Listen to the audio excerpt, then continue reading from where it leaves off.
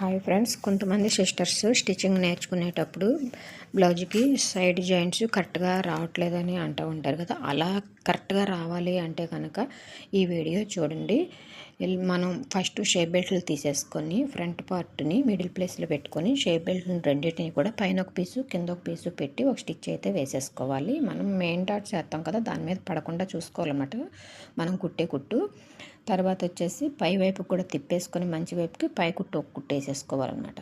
ఆ తర్వాత వెనక భాగం తీసుకొని back part side front part side రెండు సమానంగా ఉండేలాగా కొలిచేసుకొని ఎక్స్ట్రా ఏమైనా ఉంటే కింద వైపున మాత్రమే నడుం కసి కట్ చేసేసుకోవాలి.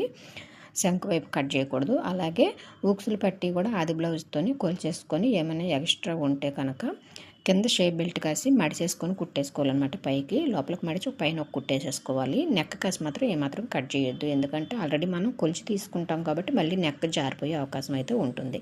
అలాగే ఫ్రెండ్స్, మన ఛానల్ చూడడం ఫస్ట్ టైం అయితే కనుక సబ్స్క్రైబ్ చేసుకోండి ప్లీజ్. యూస్ అవుద్ది అనుకుంటే షేర్ చేయండి ఫ్రెండ్స్. వీడియో నచ్చితే లైక్ చేయండి, లైక్ చేయడం మాత్రం మర్చిపోవద్దు. అలాగే మరిన్ని వీడియోలతో మీ ముందుకు వస్తాను. Bye friends.